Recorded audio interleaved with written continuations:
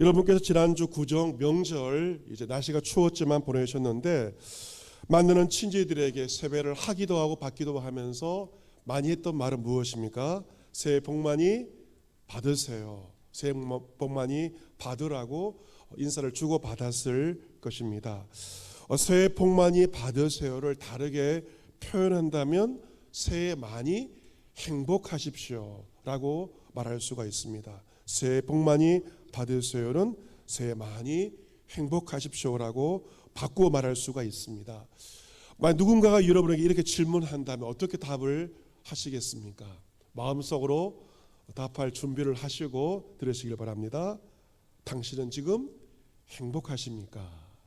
라고 묻는다면 여러분은 어떤 답을 하겠습니까? yes, no 중에 어떤 답을 하겠습니까?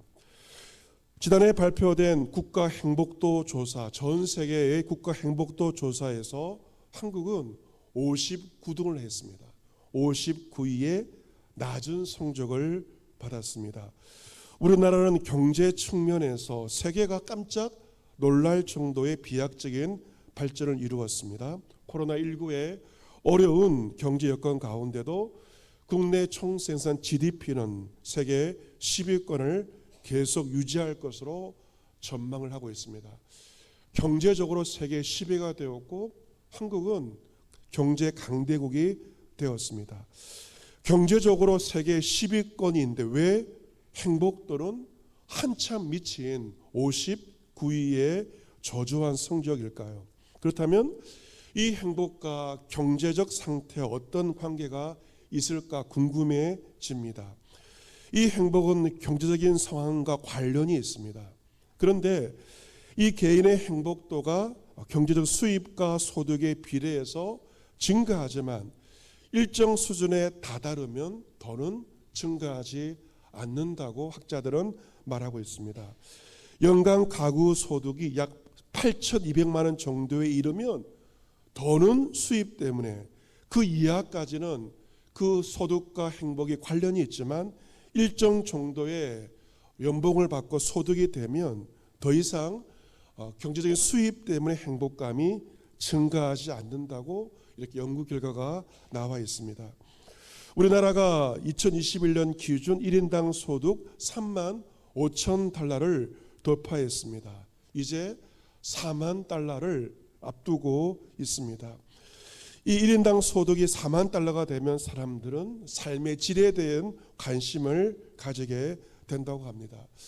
1인당 소득 4만 불 엄청난 수입, 가구에 비해 엄청난 수입인데 이러한 수입이 되면 오히려 정신 건강에 대한 요구와 수요가 폭발적으로 증가한다고 합니다. 많은 사람들이 정신과를 찾게 되는 것이죠.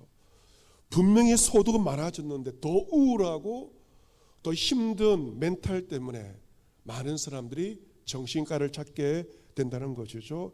이제 의사들도 이제는 산부인과와 소아과가 갈수록 어려워진다면 저출산 때문에 이제 오히려 정신과는 더 많은 환자들이 정신과를 찾게 된다는 것입니다.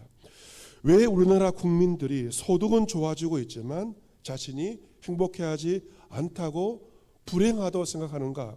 전문가들은 여러 가지 이유를 이렇게 제시합니다.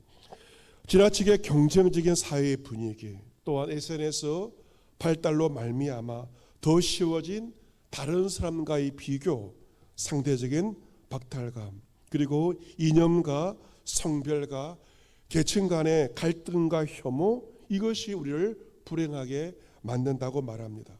또한 코로나19의 장기화로 말미암은 인간관계의 단절, 소외, 파편화, 외로움들도 우리의 행복을 저해하는 요소라고 말하고 있습니다. 하지만 우리는 올 한 해를 시작하면서 새해 복 많이 받으라고 행복한 한 해가 되라고 우리는 기원하였습니다. 왜 우리가 이러한 덕담을 하는가? 새해가 되어서 의례적인 것이 아니라 이유가 있습니다. 그것은 행복은 인간의 가장 기본적이고도 본능적인 욕구이기 때문에 우리는 행복을 기원하는 것입니다. 불행을 기대하고 불행을 소망하는 사람은 이 가운데 단 한 명도 없을 것입니다. 본능적으로 인간은 행복을 기원합니다. 우리가 한 해를 시작하면서 한 달에 1월 달의 마지막 주, 그렇다면 무엇이 행복이며 무엇이 인간을 행복하게 하는가를 말씀을 통하여 상고해 보고자 합니다. 결론적으로 말씀을 드리면 행복의 근원은 세상에 있지 않고 나에게도 우리에게도 있는 것은 아닙니다. 지난주 제사장의 축복처럼 복과 은혜와 평강의 근원은 하나님이십니다. 하나님께서 복을 주시고 은혜를 주시고 평강을 주셔야만 우리는 개인의 삶 속에서, 가정의 삶 속에서, 교회 생활을 통하여 행복을 누리게 됩니다. 어거스틴은 그의 유명한 저서 고백록에서 무엇이 행복한 삶인가를 질문하였습니다. 그리고 그런 오랜 고민 끝에 답을 내었습니다. 행복한 생활이란 주님을 구하여 주님으로 말미암아 주님을 위해 기뻐하는 일이 바로 행복한 생활이라고 결론을 내렸습니다. 하이델베르크 요리문답에 의하면 인간의 근본 삶은 무엇인가에 대해서 이렇게 고백합니다. 하나님을 찬양하고 영화롭게 하면서 그와 영원히 행복하게 살도록 인간이 창조되었다라고 고백합니다. 이 요리문답처럼 하나님과의 교제 속에서 인간은 행복을 누리도록 지음받은 것입니다. 하나님이 없다면 아무리 많은 것을 가진다 할지라도 인간은 행복할 수가 없는 것이죠. 하나님과의 교제를 통하여 인간은 행복을 누리도록 지음받은 것입니다. 요즘 기독교인들 가운데서 자주 불려지는 찬양이 있는데 행복이라고 하는 그러한 찬양이 있습니다. 여러분들도 많이 불러봤던 그러한 찬송입니다. 그 가사가 이러합니다. 화려하지 않아도 정결하게 사는 삶, 가진 것이 적어도 감사하며 사는 삶, 내게 주신 작은 힘 나눠주며 사는 삶, 이것이 나의 삶의 행복이라고. 눈물 날 일 많지만 기도할 수 있는 것, 억울한 일 많으나 주를 위해 참는 것, 비록 짧은 작은 삶, 주 뜻대로 사는 것, 이것이 나의 삶의 행복이라고. 세상은 알 수 없는 하나님 선물, 이것이 행복이라고.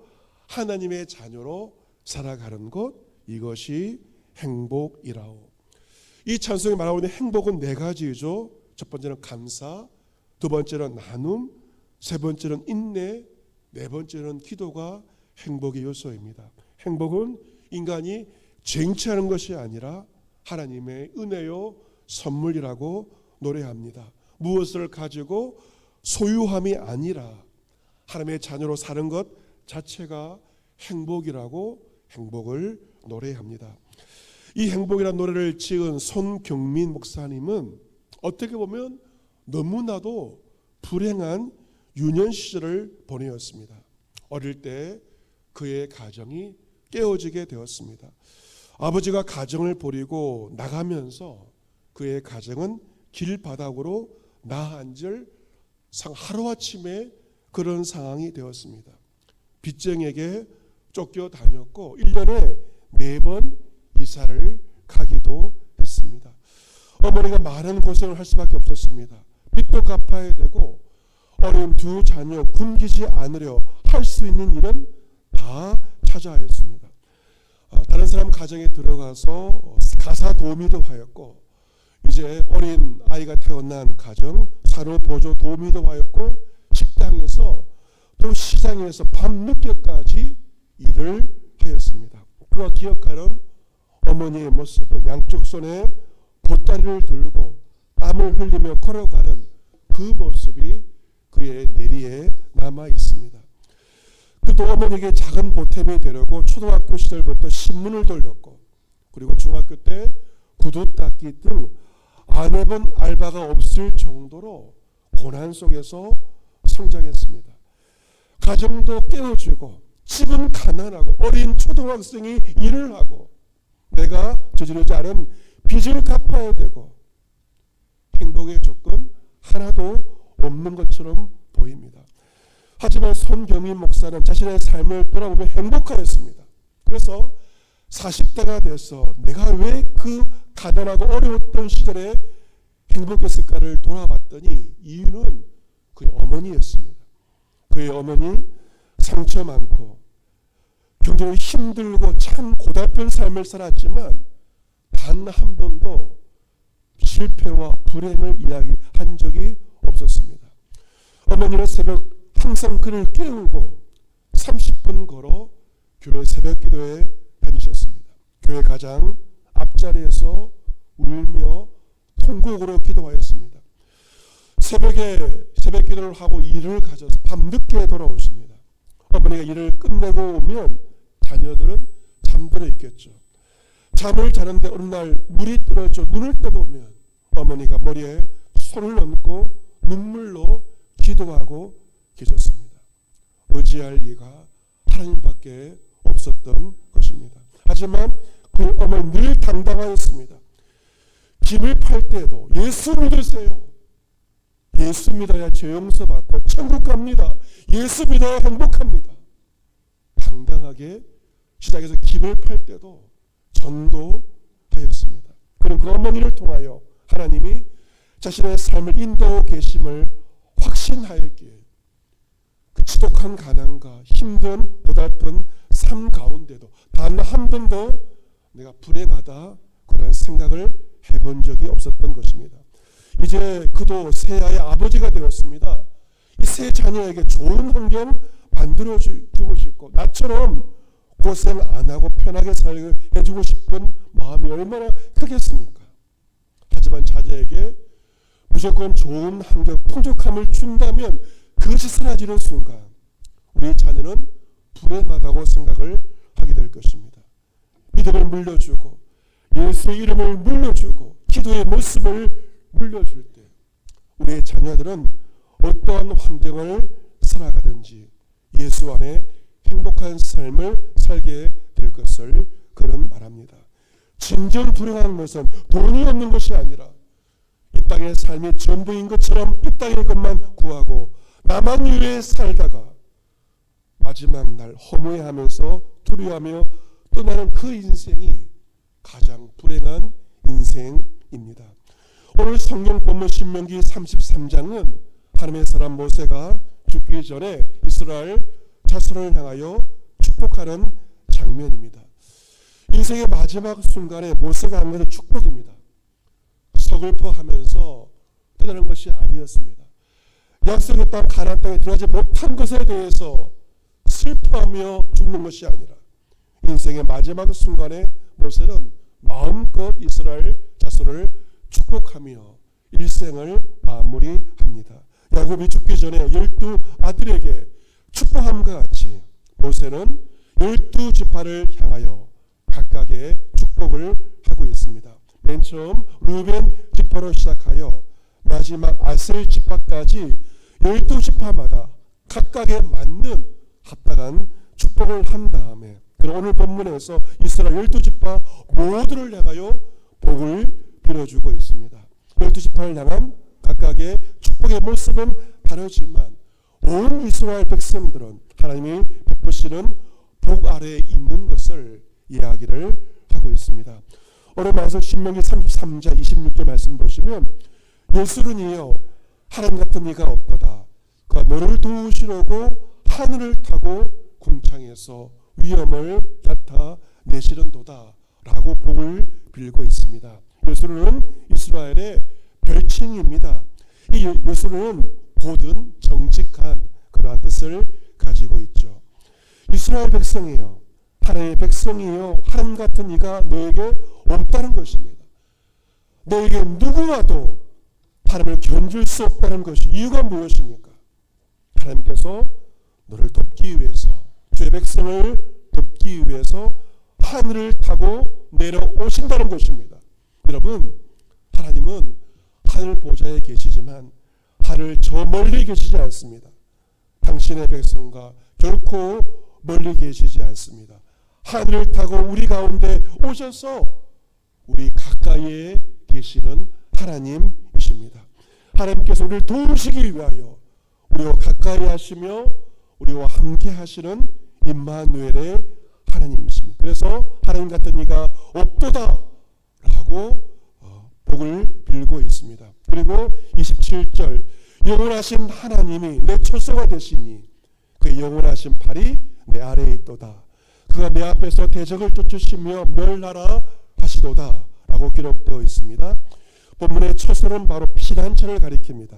영원하신 하나님께서 우리의 피난처가 되신다는 것입니다. 하나님의 백성은 그 영원하신 팔에 안기워서 안전하게 거하게 됩니다.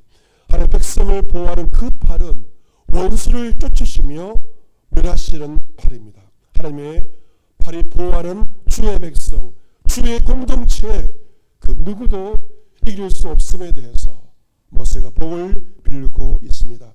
29절 하반절에도 그런 너를 돕는 방패시오 내 영광의 가래시로다. 내 대적이 내게 복종하리니 내가 그들의 높은 곳을 밟으리로다.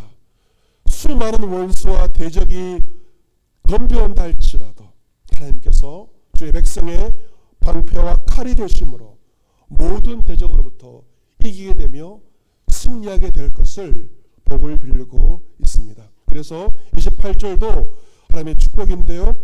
이스라엘을 안전히 거하며 야곱의 샘은 곡식과 새 포도주의 땅에 홀로 있나니 곧 그의 하늘이 이슬을 내리는 곳으로다. 하나님께서 안전을 보장해 주시고 하늘에서 이슬이 내리고 샘의 이슬로 말미암아 모든 농사 모든 산업이 풍성하게 될 것을 복을 빌고 있습니다. 이러한 복을 빌면서 결론적으로 29절에서 복을 빌고 있는데요. 29절 말씀은 다시 한번 같이 한번 읽어보도록 하겠습니다. 29절 같이 읽습니다. 시작. 이스라엘이여 너 행복한 사람이로다. 여호와의 구원을 너같이 얻은 백성이 누구냐. 그런 너를 돕는 방패시오 내 영광의 칼이시로다. 내 대적이 내게 복종하리니 내가 그들의 높은 곳을 밟으리로다. 아멘. 주의 백성 12지파를 향하여 모세는 무엇이라고 말합니까? 너는 행복한 사람이로다. 오늘 설교의 제목이기도 합니다. 우리 같이 한번 해보실까요? 너는 행복한 사람이로다. 아멘. 너는 행복한 사람이로다. 행복의 이유가 무엇입니까? 바로 그 다음에 나오죠. 여호와의 구원을 이같이 얻은 너같이 얻은 백성이 누구냐? 무엇 때문에? 구원 때문에 너는 행복한 사람이라고 말합니다. 여러분 행복의 기준이 무엇인가? 하나님의 구원이 행복의 기준입니다. 행복에 대한 우리의 기준이 세상의 기준이 아니라 성경적인 기준이 되어야 할 것인데 바로 하나님의 구원을 경험한 자가 행복한 사람입니다. 하나님은 행복의 기준을 환경에 두지 않으셨습니다. 화려하고 재물이 많고 어림없이 꿈을 이루고 유명하고 다른 사람보다 우월한 사람이 행복한 사람이 아니라 하나님 보시기에 정결하고 주신 것이 많더니 적더니 감사하며 나누면서 부르신 뜻대로 살아가려고 발버둥 치는 그 사람이 행복한 사람입니다. 무엇보다도 하나님의 구원을 얻은 그 사람이 행복한 것입니다. 하나님의 아들 예수 그리스도를 구주로 믿는 성도는 구원받은 이유 하나만으로 행복한 것입니다. 사도 바울도 그 구원의 은총을 이렇게 찬송합니다. 나를 능하게 하신 그리스도 예수 우리 주께 내가 감사함은 나를 충성되이 여겨 내게 직분을 맡기심이니 내가 전에는 비방자요 박해자요 폭행자였으나 도리어 긍휼을 입은 것은 내가 믿지 아니할 때 알지 못하고 해마였습니다. 우리 주의 은혜가 그리스도 예수 안에 있는 믿음과 사랑과 함께 넘치도록 풍성하여도다. 빛보다 모든 사람이 받을 만한 이 말이여 그리스도 예수께서 죄인을 구원하시려고 세상에 임하셨다 하여도다. 죄인 중에 내가 개수니라. 내가 긍휼을 입은 까닭은 예수 그리스도께서 내게 먼저 일찍 오래 참으심을 보이사 후에 주를 믿어 영생 얻는 자들에게 본이 되게 하려 하십니다. 영원하신 왕 썩지 아니하고 보이지 아니하고 홀로 하나이신 하나님께 존귀와 영광이 영원 무궁하도록 있을지어다. 아멘. 죄인 중에 우두머리 나를 구원하신 놀라우신 은혜와 사랑, 그리고 나를 무엇이가되 충성되이 여겨 여러 직분을 맡겨주신 그 은혜를 생각하면서 바울은 주님의 이름을 찬양한 것입니다. 우리 역시 나를 구원하신 주의 은혜를 기억하고 직분을 주시고 교회를 섬기게 하신 그 은혜를 생각할 때 우리는 너무나도 행복하며 감사하며 하나님을 찬송하게 됩니다. 우리 가정, 각자의 가정 역시 하나님의 베푸신 그 은혜 잊어서는 결코 안 될 것입니다. 여호와의 구원을 너같이 얻은 가정이 누구냐? 세상의 모든 가정의 주를 부인한다 할지라도 다른 사람은 몰라도 나의 가정만큼은 주의 은혜를 잊어서는 안 되는 것입니다. 우리 민족 하나님의 큰 은혜를 입은 민족입니다. 전 세계에 우리나라와 같은 나라가 없습니다. 억압과 가난 가운데 있던 우리나라에 복음을 주시고 이렇게 도와주신 그 주님의 은혜를 이 나라의 백성들과 한국교회는 결코 잊어서는 안 될 것입니다. 여호와의 구원을 너같이 얻은 백성이 누구냐? 우리는 말할 수 있어야 할 것입니다. 사랑하는 성도 여러분, 세상의 어떠한 것들 때문에 행복한 것은 아닙니다. 세상의 것들 사라질 수도 있습니다. 그러나 하나님의 구원과 그의 팔은 영원한 줄로 믿습니다. 나 같은 죄를 구원해 주신 하나님의 은혜, 광야 같은 인생 지금까지 인도하신 주의 은혜, 귀한 직분 주셔서 거룩한 교회를 섬기게 하신 주님, 그 주님으로 인하여 나는 행복한 것입니다. 너는 행복한 사람이라고 말씀하신 오늘 말씀을 통한 주의 음성을 듣고 여러분도 여러분 자신을 바라보시면서 이렇게 말해보시기를 바랍니다. 같이 해볼까요? 나는 행복한 사람입니다. 아멘. 아멘. 거울을 보시면서 웃음과 함께 말해보세요. 나는 행복한 사람이야 라고 꼭 말해보시기를 바랍니다. 지난달 기준 세상에서 제일 부자가 누구일까? 빌 게이츠가 아닙니다. 프랑스 루이비통 그룹의 베르나르 아르노 회장이 전 세계 최고의 부자인데요. 그의 재산은 작년 12월 기준으로 우리나라 돈으로 250조 원. 보통 서민들은 가늠할 수 없는 엄청난 돈입니다.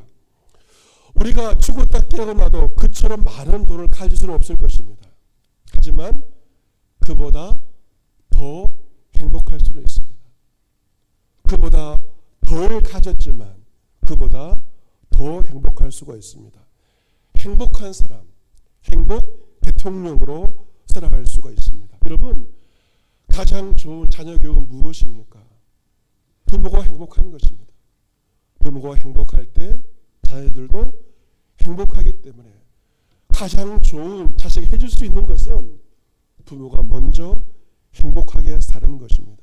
부모가 행복할 때 자녀가 행복하고 목사가 행복할 때 성도들이 행복한 것처럼 행복은 전염이 되는 것이죠.